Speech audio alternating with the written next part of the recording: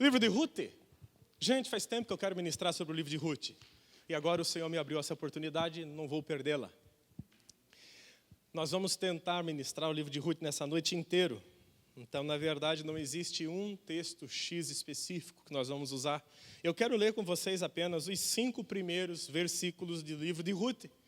E vamos avançar para a gente aprender o que o Senhor tem a nos dizer através desse livro do Antigo Testamento, que fala tanto da graça, do amor e do perdão de Deus sobre a nossa vida.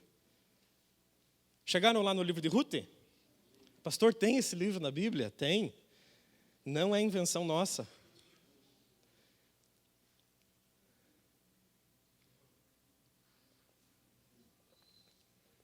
Ruth, capítulo 1.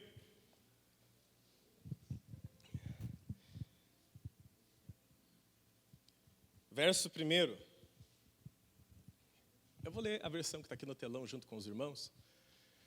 E sucedeu que nos dias em que os juízes julgavam, houve uma fome na terra. Por isso, um homem de Belém de Judá saiu a peregrinar nos campos de Moabe, e ele e sua mulher e os seus 2 filhos. E era o nome deste homem Elimeleque, e o de sua mulher Noemi, e de seus 2 filhos Malom e Quilom, efrateus de Belém de Judá, e chegaram aos campos de Moabe e ficaram ali. E morreu Elimeleque, marido de Noemi, e ficou ela com os seus 2 filhos, os quais tomaram para si mulheres moabitas, e era o nome de uma Orfa, e o nome da outra, Ruth, e ficaram ali quase 10 anos. E morreram também ambos, Malom e Quilom, ficando assim a mulher desamparada dos seus 2 filhos e de seu marido. Amém. Fecha os seus olhos, deixa eu orar com você. Só pedir só para os irmãos da mesa baixar um pouquinho esse fundo musical. E eu quero orar com você, pedindo para que Deus fale conosco nessa noite. Deus, Ele tem prazer em falar com você. Eu não sei o quanto de prazer você tem em falar com Ele, mas Deus tem muito prazer de falar conosco. Deus tem alegria de falar conosco. Que Deus nos abençoe desta igreja ser uma igreja que gosta de orar, que gosta de falar com Deus, que gosta de se relacionar com Deus por meio da oração também. Deus gosta de falar, e eu tenho certeza que Deus ama ouvir a sua voz. Deus ama ouvir você orar. Afinal de contas, você é amado do Pai, é reconciliado com Deus. O Senhor nos predestinou em Cristo Jesus antes da fundação do mundo para que fôssemos eleitos e irrepreensíveis no Senhor e fôssemos santos nele, herança do Senhor. Deus teve um projeto enorme com a sua vida e com certeza não foi jogado fora. Amém? Pai Todo-Poderoso, eu quero te agradecer nessa noite por estar aqui junto com os nossos irmãos, para ouvir a tua palavra, para glorificar o teu nome, para que o Senhor seja exaltado na nossa vida. Mas também, meu Pai, é verdade que estamos aqui buscando forças do Senhor, buscando discernimento, entendimento, a graça do Senhor no sentido de entender mais a tua palavra e poder nos relacionar melhor com o Senhor. Nos abençoe nessa noite de entender a tua palavra, em nome de Jesus. Amém. Amém, gente? Já tiveram o prazer de ler o livro de Ruth inteiro? O livro de Ruth é um livro extraordinário. Ele narra a saga dessa família. Na verdade, nesse primeiro momento, narra a história de uma família toda, e depois o livro vai se concentrar na história de Noemi, que no hebraico é Naomi, e da sua nora Ruth. Essas 2 mulheres serão colunas no meio desse livro, junto com Boaz, um outro personagem que vai aparecer lá na frente. A história, como nós vimos, ela começa assim. Houve um tempo de fome em Israel, no tempo em que os juízes julgavam. Na época que Deus começou a julgar também os juízes, Deus mandou fome na terra. E essa fome na terra levou muita gente a tomar decisões. Esse homem chamado Elimeleque, ele tomou uma decisão. Essa decisão foi a decisão de abandonar Israel. O livro foi escrito, muito provavelmente por Samuel, o último dos juízes.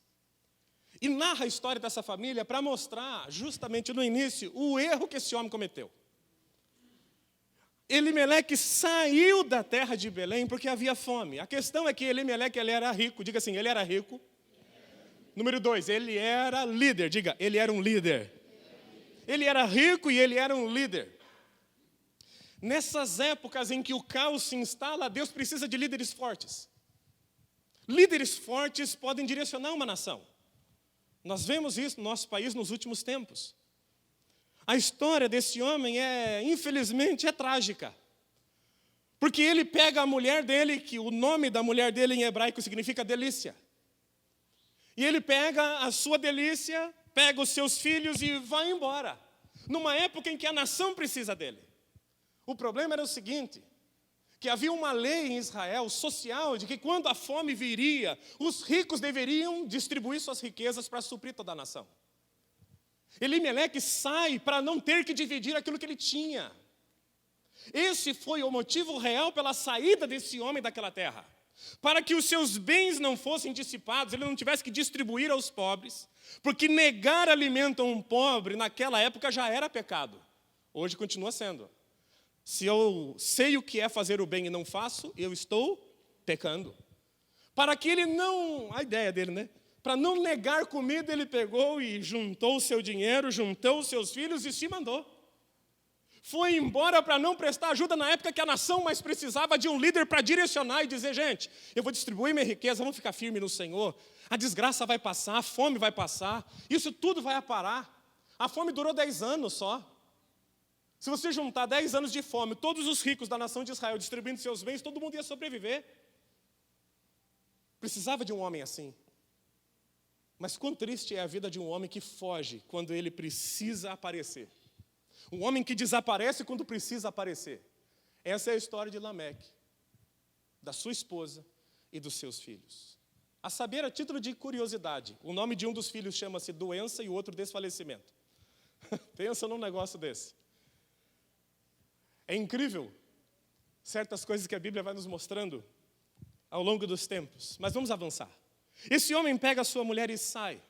E a Bíblia declara claramente, livro de Provérbios diz assim, ó, há quem dê generosamente e vê aumentar as suas riquezas. Outros retêm o que deveriam dar e caem na pobreza. É a história de Lameque. Há alguns que dão generosamente e veem as suas riquezas aumentarem. Há outros que retêm além do que deveriam reter e caem na pobreza. Que Deus te abençoe de você não reter o que você deveria dar. Porque toda vez que nós retemos o que devemos dar, a pobreza é certa. O fim de Lameque foi o seguinte, Lameque morreu em pobreza, deixou a sua mulher em pobreza, os seus filhos morreram em miséria e a mulher teve que voltar para Israel depois. A palavra de Deus ela é verdadeira, ela se cumpre em todos nós. Amém, gente? Tanto para o bem quanto para o mal. A palavra de Deus ela se concretiza. Quando você dá com generosidade, Deus faz o mover vir sobre a sua vida e você colhe com generosidade. Mas agora, se você retém na hora que você precisa entregar, aí as coisas vão ficar difíceis para você. Ou para qualquer um de nós. Eu não me eximo, eu estou debaixo dos princípios da palavra de Deus igualzinho a qualquer outra pessoa. A palavra de Deus diz isso e Lameque não se importa e simplesmente vai. A ruína chegou na casa dele. Decisão errada. Alguém já sofreu por tomar uma decisão errada na vida? Oxa. Tem decisões que nos custam caro, não é verdade? Decisões que nos custam caro. Nós precisamos entender algumas coisas simples na nossa vida sobre decisões. E olhando a vida de Lameque, fica isso muito claro para nós.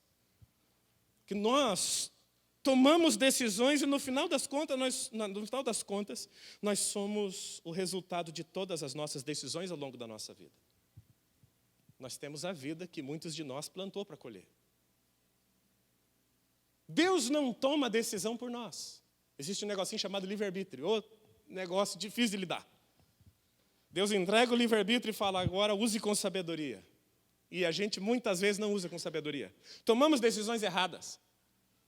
O duro é que quando a gente toma uma decisão errada, quem vai pagar o pato da culpa ou é Deus ou é o diabo, né? Sempre é assim. Mas nós somos responsáveis por nossas decisões. Se nós não fôssemos responsáveis por nossas decisões, ninguém poderia ir para o inferno. O inferno é a consequência das decisões que alguém toma, que o leva para longe de Deus ao longo da vida e o leva eternamente para longe de Deus. O inferno é o afastamento de Deus eterno. Alguns preferem ficar longe de Deus a vida inteira e ainda preferem passar a eternidade. Que Deus nos livre disso em nome de Jesus. E nós teremos que arcar com as nossas decisões. Eu acho que todo mundo já experimentou isso na vida. Fugindo ou não, você vai ter que arcar com as suas decisões. E parece que ao longo da nossa vida as decisões vão se acumulando, né? Chega uma hora que a gente tem que encará-las de frente. Para tomarmos decisões corretas, isso é um simples adendo aqui. Nós temos que aprender que nós nunca podemos tomar decisões embasadas em nossas emoções. Você sabia que 51% das compras realizadas no Brasil é feita por impulso, porque a palavra oferta está estampada na porta da loja? Cientificamente isso, gente, foi comprovado, estatisticamente, 51% das pessoas compram por impulso porque está escrito promoção. Ô, desgraça de palavra. Promoção lápis vermelho, promoção não sei o quê. Ou seja, são coisas que se colocam na janela das lojas, na vitrine, para chamar a atenção de 51% das pessoas que vão passar ali na frente. 51% das pessoas que passaram na frente de uma vitrine vão comprar porque acham que está mais barato. 31% vão achar que é bom comprar porque a promoção realmente vale a pena. 51% compra pela promoção. 34% compra porque acha que a promoção é boa. Irmão, concorda comigo, se você não precisa comprar alguma coisa, mesmo que ela custe R$10, não vale a pena comprar? Não vale. Pastor, está vendendo um helicóptero a R$1.000. Preciso disso, vou comprar por quê? É barato, mas não preciso disso. Imagina o custo de manutenção. Quando as pessoas compram um carro usado, elas têm o costume de olhar o preço do carro, já viu isso? Olha, Audi A4. A pessoa pensa assim, poxa, dá para comprar. R$90 mil, eu consigo chegar lá. Só que ele esquece que aquele carro originalmente custa mais de 150 mil. E a manutenção dele é baseada em cima do valor de fabricação dele, não do pós-venda dele. Eu nunca cheguei em nenhum lugar para trocar o óleo do meu carro e falar assim, seu carro é usado? É usado, então o óleo é mais barato. Nada. Ninguém fala para você, a mão de obra é mais barata que o carro é usado. Não. De repente a pessoa compra um carro e ela vai descobrir ao longo da vida dela que a gasolina que ela vai ter que pôr naquele carro é uma Podium que custa quase R$7. E aí o barato ficou caro. E aí, sabe, lembra da promoção do mico? Levou o mico para casa. É bonito, mas no final das contas, se você for olhar apenas pelo valor inicial, aquela paixão linda, aquela promoção linda, você caiu do cavalo. Tomar decisões cheias de emoções nos levam à desgraça. Esaú, cheio de emoção, vindo da caça. Homem viril, com a sua caça nas mãos, morrendo de fome. Na emoção do momento, ele vende o que é eterno para comprar um prato de comida. O maior negociador do mundo foi Jacó. Comprou a bênção da primogenitura com um prato de comida. Pensa, cozinha melhor que o Sérgio, certamente. Chegou o cheiro nas narinas de Esaú e ele vendeu algo eterno por um prato de comida. Herodes, cheio de emoção de ver Salomé dançar na frente dele, aquela coisa toda, ele olha e fala assim, pede o que você quiser que eu te dou, até metade do meu reino. Ela falou, não precisa, eu só quero a cabeça de João Batista numa bandeja de prata. E pelo contraditório da vida de Herodes, o pior é que ele gostava de João Batista. Ele tinha respeito pelo profeta. Não se toma decisões envolto em muitas emoções. Isso sempre vai te dar problema. Sempre vai te dar problema. Esse homem agiu assim. Puxa, a minha riqueza vai se esvair agora. Ele se esqueceu que se ele distribuísse, seria pão sobre as águas. Lança o teu pão sobre as águas, depois de muitos dias você vai achar. Ele esqueceu disso. Ele esqueceu que aquele que dá generosamente, receberá generosamente do Senhor. Ele reteve quando ele tinha que entregar, e por uma atitude movida por emoção, talvez de autoproteção. No reino de Deus não existe autoproteção, é Deus que te protege, ponto final. Você não precisa se defender. Jesus disse assim, se você for levado ao tribunal por causa do meu nome, não se preocupe com o que vocês vão falar, o que vocês vão responder, o meu Espírito falará pela boca de vocês, fiquem tranquilos. Não existe autodefesa, não existe desejo de autopromover-se, autossustentar-se no reino. É Deus que quer nos sustentar. Na verdade, o desejo de se sustentar é justamente o princípio da queda de qualquer um de nós. Enquanto Adão estava no Éden, Deus provia tudo para ele. A partir do momento que ele quebra a aliança com o Senhor, agora ele tem que ser provedor de si mesmo. Deus é Senhor de quem ele provê. Deus quer ser Senhor da sua vida e da sua casa. Ele quer prover você em todas as áreas, em nome de Jesus. Tome decisões com base em conselhos. Tome decisões com base em oração. Quem ora e quem busca conselhos, a Bíblia diz que na multidão dos conselhos há sabedoria. Provérbios 24 declara, com conselhos prudentes tu farás a guerra e a vitória na multidão de conselhos. A questão é que muitos de nós ainda buscam conselhos, mas buscam no lugar errado. Existe uma diferença grande entre dar palpite na vida de alguém e dar um conselho. Conhece algum palpiteiro? Quem conhece um palpiteiro? Levante sua mão, só para você interagir, para você não dormir nessa noite. Férias, né? Calor, amém. Palpiteiro, aquele que dá palpite. Qual que é a diferença de um palpite e de um conselho? O palpite é alguma fala sem critério algum sobre a vida de alguém. O palpite é sem base, sem critério. É um ditame sem responsabilidade. Acho que deveria fazer tal coisa. Não tem responsabilidade nenhuma sobre o que eu vou falar, faz o que você quiser. Conselho se baseia em sabedoria. Sabedoria. Você não pode pedir conselho para qualquer um. Nem eu, nem nós. Ninguém pode pedir conselho para qualquer pessoa. Ou você quer todo mundo dando um palpite na sua vida? O palpiteiro nunca vai te levar a lugar nenhum. Quem te dá sabedoria, quem te dá conselhos sábios, pode te levar para grandes lugares. Para grandes lugares. Essa foi a vida de Lameque, ele ignorou essas coisas. Lameque foi-se. Ruth, capítulo 1, verso 1 a 5, vai falar sobre a ida deles. Mas sempre quando tem gente que toma decisão, que leva tudo para o buraco, a mesma pessoa ou na mesma família, surge gente que sabe tomar a decisão certa. Diga assim, a decisão errada me leva para o fundo do poço.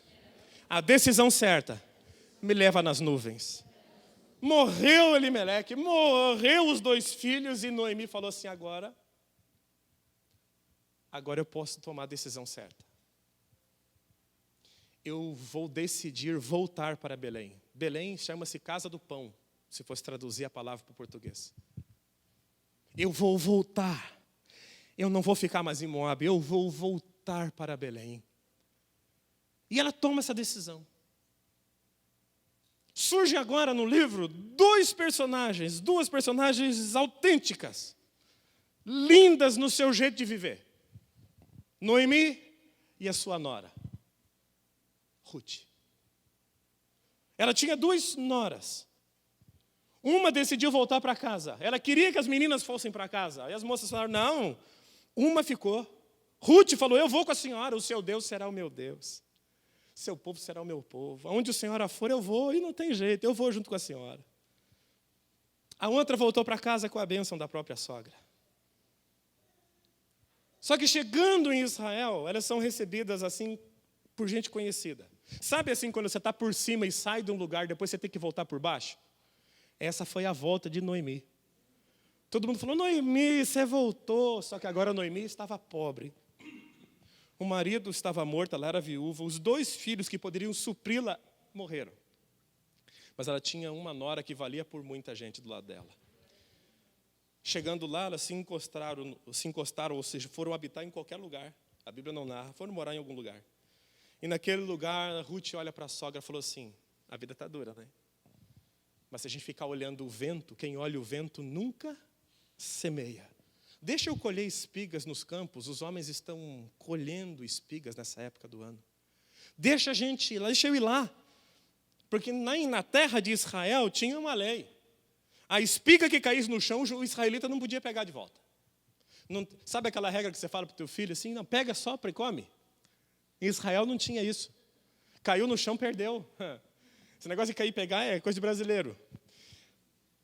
Eles escolhiam, o que caía no chão era para pobres, viúvas e estrangeiros. Nos cantos das plantações não se colhia. Era para os pobres, as viúvas e os estrangeiros. O que caía no chão dos israelitas alimentavam os gentios. E igualzinho aquela mulher cirofenícia. Senhor, o que cai da tua mesa, da mesa dos filhos, me alimenta. E isso foi uma realidade de Israel. Era a graça de Deus provendo para os gentios. E ela foi à luta. Diga assim, Ruth foi à luta. E eu também tenho que ir. Diga, eu também tenho que ir. Você notou que nem sempre os ventos são favoráveis para nós? Por enquanto, nós só estamos pegando princípios práticos da palavra. Nós já vamos entrar no mais profundo dela. Você notou que nem sempre a vida é favorável para a gente? Parece que o vento sopra melhor na vela do vizinho, né? A gente sempre tem essa mania de se comparar com os outros. É uma praga a comparação. A comparação é uma desgraça, porque cada um tem um tempo de Deus na sua própria vida. Eu não posso comparar quem está na época de plantar com uma pessoa que está na época de colher. Porque naturalmente quem está colhendo está mais feliz, está mais alegre, está voando. E quem está plantando, geralmente a Bíblia diz, quem planta, planta com lágrimas. Aí se você está na época do plantio e você se comparar com quem está na época da colheita, você vai se achar o mais miserável do mundo. E a gente tem dificuldade de comparar. Fala a verdade. Não fale nada. Dá só uma olhadinha ao teu redor aí, as pessoas que estão perto de você. Dá uma olhadinha. Fala nada, fala nada. Só observa. Fala para mim, qual é o tempo de Deus na vida dela? É difícil discernir o tempo de Deus na vida da gente. Pensa na vida do outro. A gente tem dificuldade de analisar o tempo de Deus para nós. Imagine você olha para o outro e fala assim, não, esse está no tempo de colher. E às vezes, meu irmão, ele sai daqui, vai para a casa dele e ainda continua orando, porque a necessidade dele é de plantar ainda. Por mais que ele tirasse uma foto linda no Facebook, talvez foi o único momento do dia que ele bateu uma selfie para dizer que tem dente, mostrou o dente, mostrou para todo mundo. E você olha e fala assim, puxa vida, eu queria ser feliz igual ele. Não se compare com os outros. Ruth olhou para a sogra que era rica. Falou assim, agora vou trabalhar. Agora eu preciso colher a espiga. E vou atrás dos homens que estão lá. Caiu no chão, eu pego. Caiu no chão e eu pego. E ela foi. Capítulo 2. Eu vou ler um texto para você. Esse livro maravilhoso. Boaz chegou na sua plantação por volta do meio-dia. Para ver como é que estavam as coisas. Verso 6. E ele perguntou, de quem que é essa moça? Quem é essa moça que está colhendo no meu campo?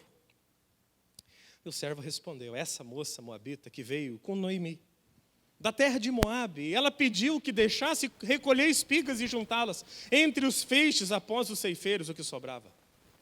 Assim ela veio e ficou aqui desde manhã até agora. Ela só parou um pouco para descansar. Diga assim, ela só parou um pouco para descansar. Ela trabalhou e trabalhou muito. Quando os ventos são contrários, meu irmão, você tem que trabalhar, e eu também, e muito. E não adianta parar e dizer, Senhor, está complicado, porque está complicado para um monte de gente. Ela trabalhou de cedo, provavelmente das 6 da manhã até quase meio-dia. E o empregado, o rapaz que cuidava da fazenda para Boaz, falou assim, impressionante. Essa mulher parou bem pouquinho. Ela trabalhou, o primeiro horário da colheita é às 6 da manhã. Era quase meio-dia, porque daqui a pouco no texto vai mostrar que eles foram almoçar. Ela trabalhou basicamente 6 horas sem parar, com uma pequena pausa. E aquilo encheu Boaz de curiosidade sobre aquela mulher. A Bíblia diz que quem olha o vento não semeia. Ou seja, se você ficar olhando todas as oportunidades serem favoráveis para você, você não vai fazer nada na vida. Você não vai estudar, você não vai ter filho. Ter filho é uma coisa interessante. Quando que é tempo de ter filho na vida da gente, que é casado? Quando que é tempo? Imagine. Tem tempo? Tem, Emerson. Um anjo chegou na sua casa e falou, é tempo de vir mais uma criança. O vento está favorável, a economia está maravilhosa. Foi assim? Foi comigo também não. Quem olha as dificuldades da vida nunca vai fazer nada. Nunca vai fazer nada. Ruth sabia disso, ela foi lá e meteu a cara. E no primeiro dia de trabalho, ela encheu um baita de um cesto. Porque Boaz começou a se mostrar favorável para ela. Falou assim, você é esforçada. Você é diligente.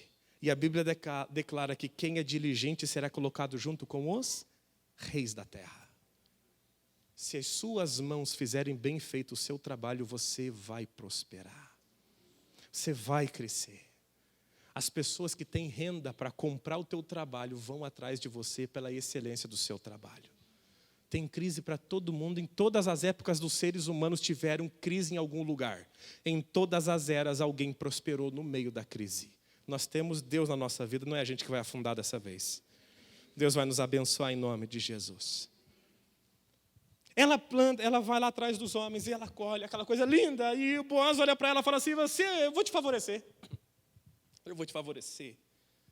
E ela fica encantada com Boaz com ela era nova ainda. E qual foi o final da história? Se casaram, que beleza. Acabou o livro de Ruth. Esse é o livro de Ruth. Agora o livro de Ruth ele tem uma outra visão. Que ele é um pouco mais profunda no meu ponto de vista.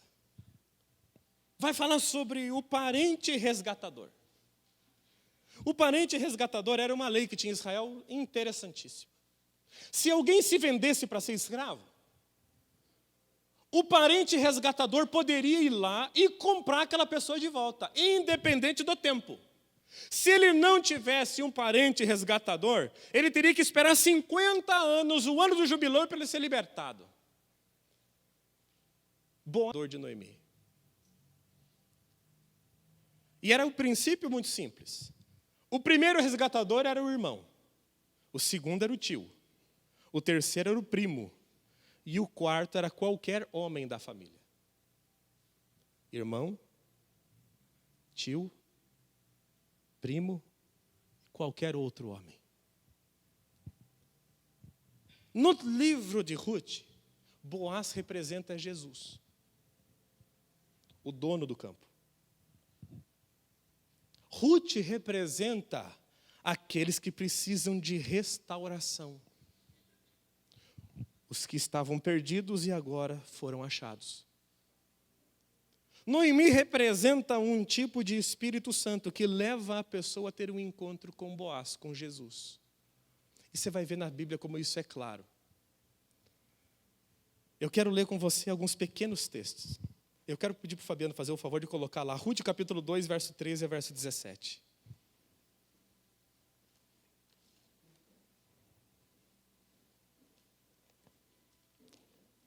Eu quero que você olhe para o telão e acompanhe com o telão.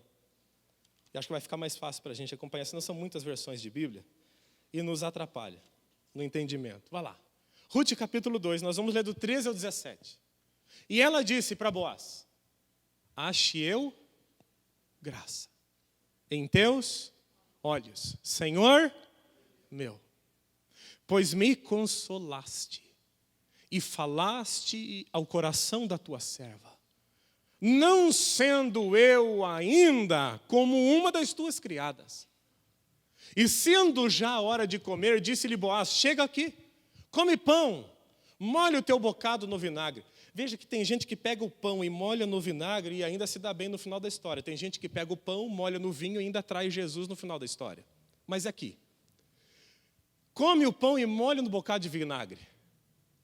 E ela se assentou ao lado dos seus segadores, e ele lhe deu trigo tostado, e comeu, e se fartou, e ainda lhe sobrejou. E levantando-se ela a colher, o que é levantar a colher? É aquilo que a gente faz na hora do almoço, né? Amém, gente? Ela estava comendo, ele saiu de perto dela, e Boaz deu ordem aos seus moços, dizendo, até entre as gavelas, deixe-a colher, e não a censureis. E deixar cair alguns punhados. Olha só o que ele falou. Deixa cair. Ela não vai colher só o que está no chão. Deixa cair algumas coisas de propósito. E alguns outros lugares ali do campo, você deixa ela colher. Ela não sabia. Deixe cair alguns punhados. Deixe ficar para que colha. E não a repreendais. E esteve ela apanhando naquele campo até a tarde, e debulhou o que apanhou, e foi quase um efa de cevada. Foi quase um cesto enorme, cheio. Até aqui. Agora eu vou ler um texto para vocês. Não precisa passar lá não, Fabiano. Eu vou ler aqui direto. Jesus falou algo parecido com isso. Mateus capítulo 20, verso 1. Porque o reino dos céus é semelhante a um homem dono de terras, que saiu de madrugada para contratar trabalhadores para a sua vinha. E tendo combinado com os trabalhadores o pagamento de 1 denário por dia, mandou-os para a vinha. Saindo por volta das 9 da manhã, viu na praça outros que estavam desocupados e lhes disse: vocês também vão trabalhar na vinha, e eu lhes pagarei o preço justo, o que for justo. E eles foram. Tendo saído de novo, perto do meio-dia, 3 horas da tarde, fez a mesma coisa por volta das 5. E encontrou outros homens às 5 da tarde e perguntou: por que vocês ficam desocupados o dia inteiro? E eles responderam: é porque ninguém os contratou. Então ele disse: vocês também vão trabalhar na vinha. E ao cair no final da tarde, o dono da vinha disse ao seu administrador: chame os trabalhadores e pague o salário. Diga assim: pague o salário. Começando pelos últimos até os primeiros. E chegando os que foram contratados às 5 da tarde, cada um deles recebeu 1 denário. Ao chegarem os primeiros, pensaram que receberiam mais. Porém, também estes receberam 1 denário cada.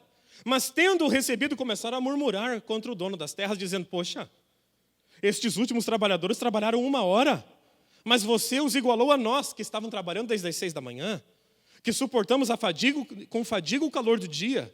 Então o dono disse a eles: amigo, não estou sendo injusto com você. Você não combinou comigo trabalhar por 1 denário?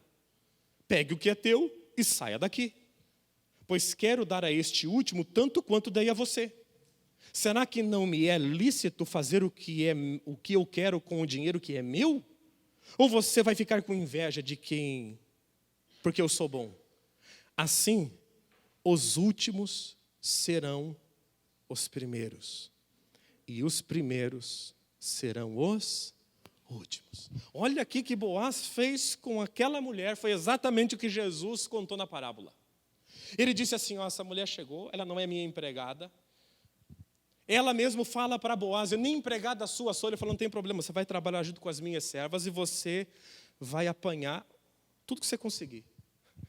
E falou para o capataz: deixa cair, deixa ela prosperar, deixa ela avançar. No final do dia, é lógico, ela colheu mais do que todas as outras mulheres. Jesus conta uma parábola dizendo assim: poxa vida, o homem foi administrar e contratou um primeiro grupo 6 da manhã. Diga, 6 da manhã. Um horário que Jesus sai das mãos de Pilatos. Ele chamou algumas pessoas para trabalhar para ele. Depois, às 9 da manhã, a hora que Jesus é crucificado. Aí depois ele sai de novo, meio-dia, para procurar mais pessoas. É a hora de uma oração de Jesus na cruz. E chama mais, dizendo: eu vou pagar 1 denário para vocês, é só trabalhar para mim. E no final, 3 horas da tarde, o mesmo horário que Jesus morreu e expirou e se entregou, ele chama mais algumas pessoas. E no final das contas, às 5 da tarde, quando o corpo de Jesus é tirado da cruz, no mesmo horário, ele vai para os últimos empregados e fala assim: o que vocês estão vadiando o dia inteiro? Vem para cá, para ter trabalho na vinha. No final das contas, ele botou todo mundo enfileirado e falou: eu quero pagar primeiro os últimos. Então, você chegou às 5 da tarde? 1 denário. Você chegou às 3, 1 denário. O pessoal da manhã falou: não, que história é essa de denário para eles? Chegaram por último e ganharam o mesmo que a gente. Fala a verdade, você ficaria bem com isso? Você ficaria bem com isso? Se você fosse o das 5, você ficava. Se você fosse o das 6. O que a parábola está ensinando? No final das contas fica tão claro. Ele fala assim: gente, o dinheiro é meu. E eu dou para quem eu quiser. É a mesma coisa. Nós estamos em que ano aqui? Que é 2019. Se tudo der certo, né? Se tudo estiver certo, 2019. Os primeiros crentes não tinham nada perto do que nós temos de material escrito nas mãos. Você acha que os primeiros crentes de Tessalônica tinham o livro de Apocalipse na mão? Não tinha nada. Os primeiros que foram chamados e os últimos, eles receberão a mesma paga. O foco são nos últimos, porque o dono quis mostrar o que para eles? Favor imerecido. Eles mereciam ganhar, de acordo com a ótica do dono, eles mereciam ganhar o que todo mundo ganhou. O dinheiro era dele. Ninguém tem nada a ver com isso. Foi a mesma coisa que Jesus falou para os discípulos. Não foram vocês que me escolheram, fui eu que escolhi vocês. Ou seja, quando alguém perguntarem para vocês no meio do colégio, no meio do povo judeu, qual é a tua linhagem? Você diga assim, foi Jesus que me escolheu, independente da minha linhagem.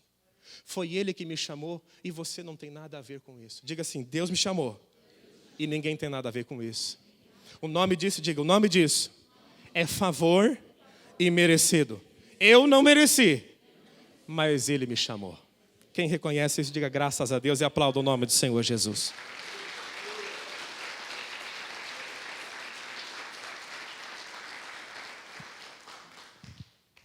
Vamos avançar um pouquinho mais? Coloca lá para nós no telão, Ruth, capítulo 3, verso 8. Eu quero ler mais um texto com vocês.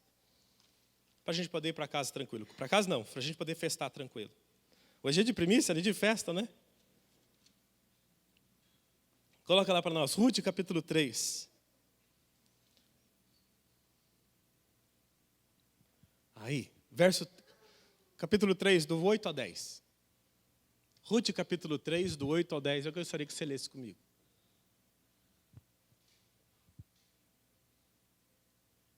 Opa. Não foi? Foi. Aí chegou. E sucedeu que, pela meia-noite, o homem estremeceu e se voltou. E eis que uma mulher jazia a seus pés. Vou contar para vocês a história rapidinho de Ruth. Noemi falou assim, vai lá.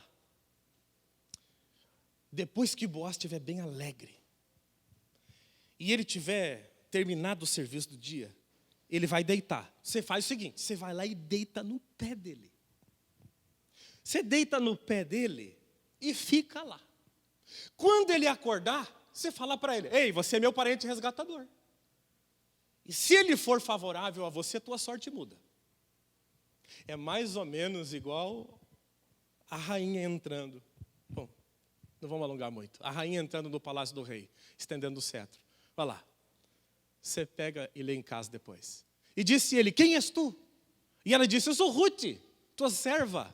Estende, pois, a tua capa sobre a tua serva, porque tu és meu, ou tu és o remidor. E ele disse, bendita sejas tu do Senhor, minha filha. Melhor fizeste esta tua última benevolência do que a primeira, pois após de nenhum dos jovens foste, quer pobre e quer rico. Presta atenção. O homem estava deitado. Ela estava onde? No pé dele. Alguém concorda que ela estava no pé? Amém. Ela estava deitada no pé dele. Ele levanta, ele fica sentado. Diga assim, ele fica sentado. Ela se levanta, diga, ela se levanta. No sentido de ficar sentada. Ela se levantou para ficar sentada. Ele estava sentado e ela estava aos pés dele. Deixa eu ler um texto para vocês que vai fazer muito sentido na sua vida. Um texto do Novo Testamento. Lucas fala sobre uma história que você conhece de cor. Quando eles seguiram viagem, Jesus entrou numa aldeia. Certa mulher chamada Marta hospedou-se na sua casa. Certa mulher chamada Marta foi até o seu encontro e ele se hospedou em sua casa. Marta tinha uma irmã chamada Maria, que assentada aos pés do Senhor ouvia o seu ensino. Marta agitava-se de um lado para o outro, ocupada com muitos serviços. Então se aproximou de Jesus e disse, o Senhor não se importa com o fato da minha irmã ter deixado que eu fique sozinha para servir. Diga a ela que venha me ajudar. Mas o Senhor Jesus, que estava sentado e tinha Maria aos seus pés, disse, Marta, Marta, você anda inquieta e se preocupa com muitas coisas, mas apenas uma é necessária. Maria escolheu a boa parte, e esta não lhe será tirada. Noemi tinha duas noras. Uma que era semelhança de Marta e foi. A outra era semelhante a Maria. O nome dela era Ruth. O nome Ruth do hebraico para o português chama-se amizade. A amizade estava sentada aos pés do remidor. Qual é o cenário? Você vai para o Novo Testamento. Você vê Jesus sentado. e Maria buscando o relacionamento com Ele, enquanto Marta estava preocupada com as coisas da vida. Jesus olha e fala assim, olha, você está preocupada demais com um monte de coisa, mas só uma é necessária. E ela, o que ela recebeu, não lhe será tirada.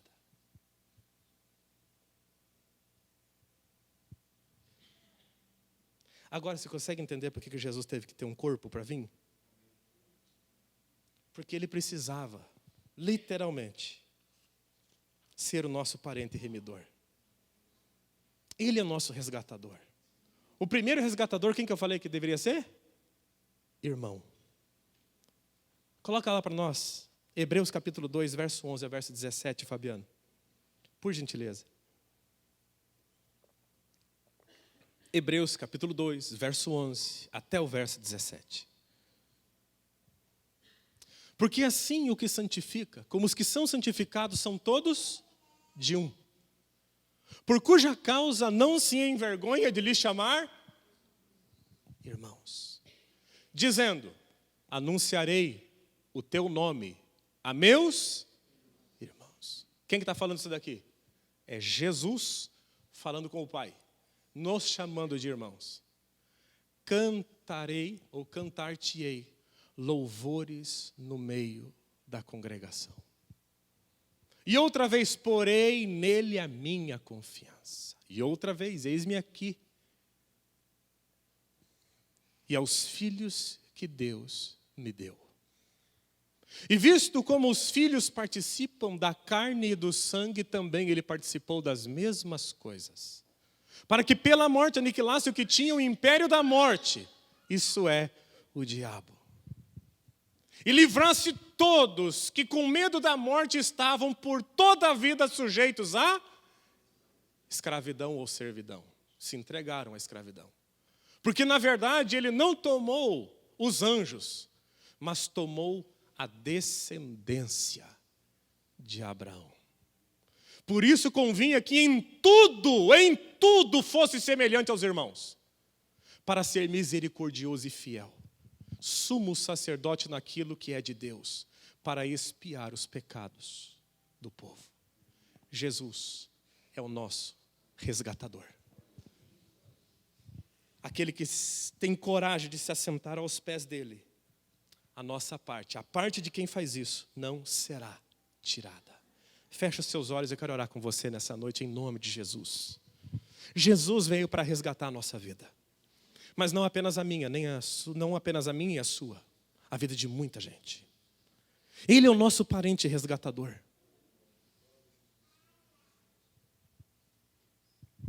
Ele é o nosso parente resgatador.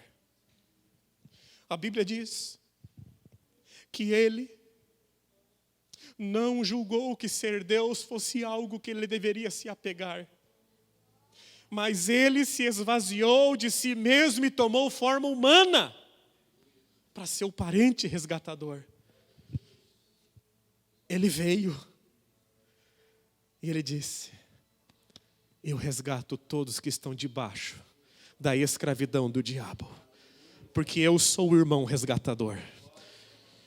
Eu não preciso de um dia de jubileu, qualquer dia que eu chegue, eu tenho dinheiro para pagar pela vida daqueles que clamam pelo meu sangue.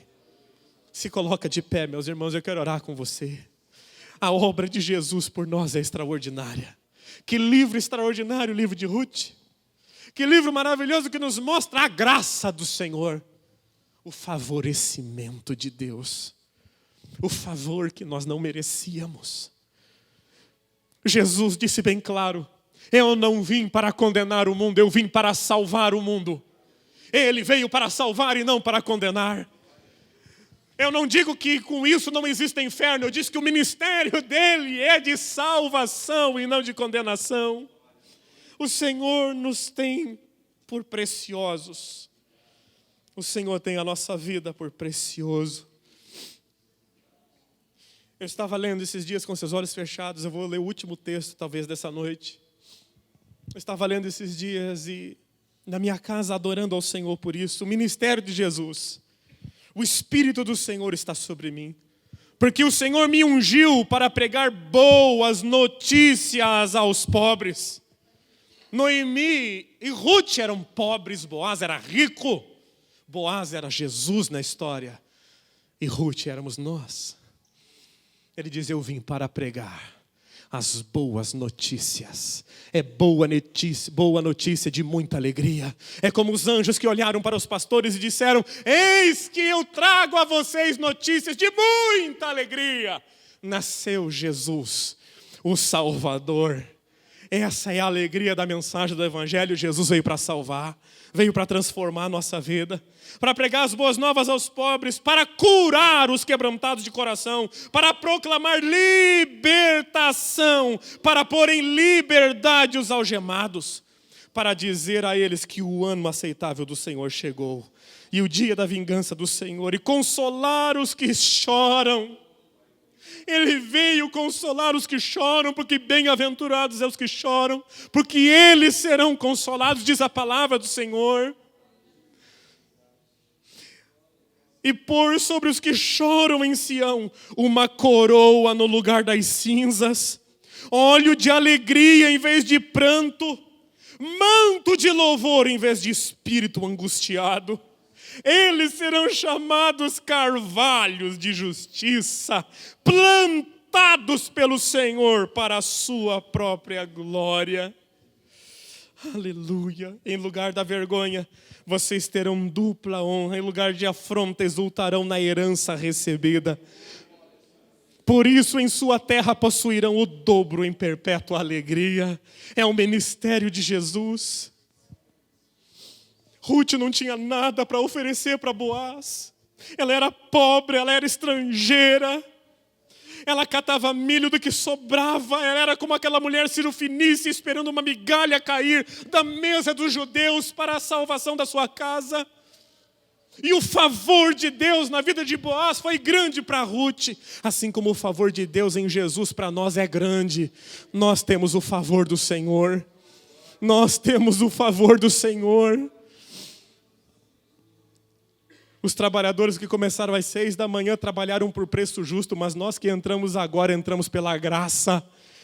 O preço que Deus quis pagar, porque Ele quis nos escolher, Ele quis nos chamar, Ele nos quis para Ele. Não foram vocês que me escolheram, fui eu que escolhi vocês, e eu vos nomeei e decretei que vocês vão frutificar. É a palavra do Senhor. Deus nos ama, Deus ama você, Deus ama a sua casa. O amor de Deus é extraordinário por nós. Conforme eu vou contemplando o amor de Deus na minha vida, na vida dessa igreja, não tem como não se emocionar, não tem como não chorar. Na minha casa, lendo a palavra, eu choro de emoção, vendo o grande amor de Deus, e isso me dá força para avançar ainda mais. E a expectativa do Espírito é que quando cada vez mais a luz do Evangelho vai brilhando sobre essa igreja, ela tenha mais poder e mais força para avançar, porque maior é aquele que está em nós do que aquele que está no mundo. Eu contemplo a grandeza de um Deus tão poderoso e que me ama tanto. Azar de quem não me ama, eu vou avançar. O diabo me odeia, não importa, eu vou avançar. As portas do inferno não prevalecerão contra eu, porque eu e essa igreja somos igreja do Deus vivo. Nós avançamos, não porque somos fortes, mas porque o Espírito de Deus queima dentro de nós. Dizendo, você é aceito, você é reconciliado, você é filho, você tem herança. O ministério do Senhor é esse sobre nós, igreja. É por isso que nós temos o ministério, como diz o apóstolo Paulo, o ministério da reconciliação e não da condenação. Porque da letra mata, mas do Espírito vivifica. Nós vivemos e vivemos pela graça do Senhor. Você é muito amado de Deus nessa noite. Entenda isso em nome de Jesus. Deus amou você. Muito, muito. Se Ele já te amou lá atrás, quando deu Jesus na sua vida, para você, para a sua salvação, quando você matava, quando você bebia, quando você roubava, quando você fumava, quando você traía sua mulher, imagina o tanto de amor que Ele tem por você agora, que você se dedica a Ele, vem na casa do Senhor, busca a vontade dEle, quer mudar, quer melhorar, quer servi-lo. Meu Deus do céu, o amor do Senhor é inesgotável pelos eleitos. Quem nos separará desse amor? Nada, nada, nada. Nós somos o alvo da graça divina. Nós somos a geração que Deus mergulhou na graça. É por isso que a gente não se dobra diante do pecado, porque o pecado é pequeno para nós. Deus é maravilhoso. Uma vez que a gente experimenta o pão da vida, o pão do pecado, ou melhor, o pão que o diabo amassou, a gente nunca mais quer comer. Nós nunca mais queremos o pecado, nós queremos a graça, nós queremos o amor. Nós queremos viver isso, porque o amor do Senhor nos constrangeu. Nós não valíamos nada e Ele pagou tudo. Nós não tínhamos direito a nada e Ele nos colocou na família. Falou, agora eu não chamo mais vocês de servos, eu chamo vocês de amigos. Deus nos ama. Vamos orar ao Senhor nessa noite.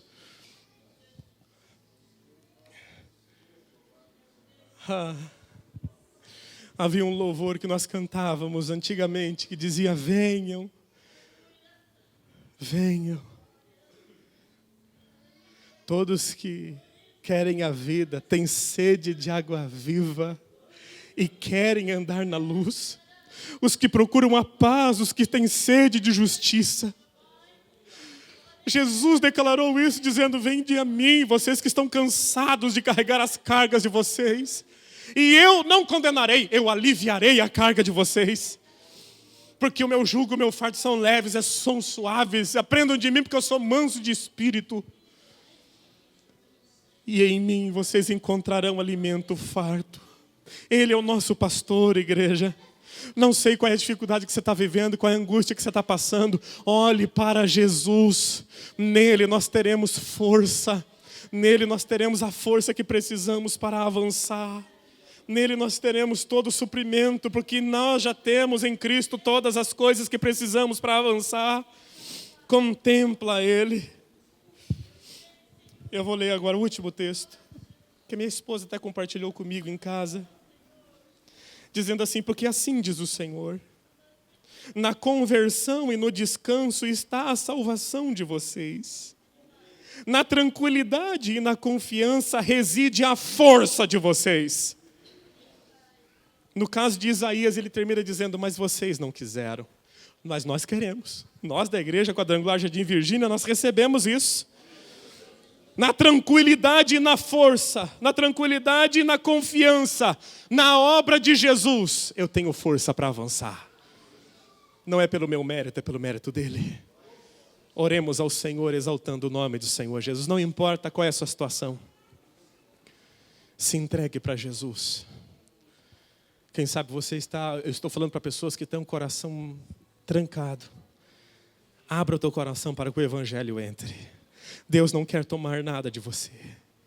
Ele quer te dar uma vida sobrenatural. Essa vida que a gente vive, sabe que às vezes a gente tem problema para resolver, mas deita a cabeça e dorme, porque existe uma paz tão grande sobre nós, uma confiança tão plena que Jesus vai pôr a mão e vai resolver, que isso não nos rouba a noite de sono, não nos rouba. Porque nós conhecemos o Deus que nós servimos. Ele nos chamou. Ele nos chamou. Qual é o chamado de Jesus? Para o relacionamento com Ele. O nome de Ruth é amizade. Não se faz amizade sem relacionamento. Ruth estava aos pés de Boaz. Não se faz relacionamento, não se faz amizade, aliança sem relacionamento. Faça o seu relacionamento com Jesus. Ore e busque a face do Senhor. Se entregue a Ele. Deixa Ele trabalhar na sua vida. Porque aquele que começou a boa obra é fiel e justo para completá-la até o dia do Senhor. Deus vai completar a obra na sua vida. Vamos orar ao Senhor, lançando e crescendo em confiança ao nome do nosso Deus. Senhor, eu quero te glorificar nessa noite. Vimos a tua palavra, a grandeza da tua graça. Com o Senhor foi rico em bondade para nós. Nós não merecemos, não merecíamos, nunca vamos merecer. Nós somos os trabalhadores das 5 da tarde. Aqueles que não tinham o direito, mas receberam por favor do Senhor. E eu te agradeço por isso, eu te agradeço por essa igreja. Eu te louvo por esta casa de oração e te peço que ela cresça na graça do Senhor. Cresça no serviço do Senhor. Cresça, meu Pai, em responder ao Senhor devidamente ao tamanho da revelação da graça que cada dia o Senhor nos tem dado nesse lugar. Que o nosso coração se apoie plenamente na força do seu poder, meu Pai. Que a nossa confiança esteja em Ti, meu resgatador, nosso irmão mais velho, que não se envergonhou de ser chamado nosso irmão e disse claramente na palavra do Senhor, não se envergonhou de ser nosso irmão, porque veio resgatar aqueles que se venderam para o pecado, aqueles que se venderam como escravo ao pecado, porque todo aquele que comete pecado é escravo do pecado, e nós éramos assim, mas agora estamos livres no Senhor, porque o Senhor nos redimiu da escravidão, Senhor. muito obrigado por essa noite. Vermos o tamanho do seu amor por nós. Quando nós vemos o tamanho do seu amor, parece que o problema da nossa vida vira uma poeira pequenininha, Senhor. Algo ínfimo perto da grandeza da sua glória. Perto da grandeza do seu poder sobre a nossa vida. Abençoe a casa, o lar, a família de cada um que está aqui. Na verdade, meu Pai, como diz a tua própria palavra, aquele que não negou Jesus Cristo vai nos negar qualquer outra coisa? Não. Abençoa essa casa, abençoa, meu Pai, esse lar, abençoa o trabalho dessa pessoa. Faz a saúde dela melhorar, meu Pai, dá saúde no corpo dela. Dá, meu Pai, libertação na casa dela. Dá a ela, meu Pai, em nome de Jesus, plenitude de felicidade, de abundância. Pois o Senhor nos resgatou para uma vida e vida cheia de abundância. E nós recebemos essa vida em nome de Jesus. Irmão, creia, Deus é contigo no nome de Jesus. Se você recebe, aplauda o nome do Senhor.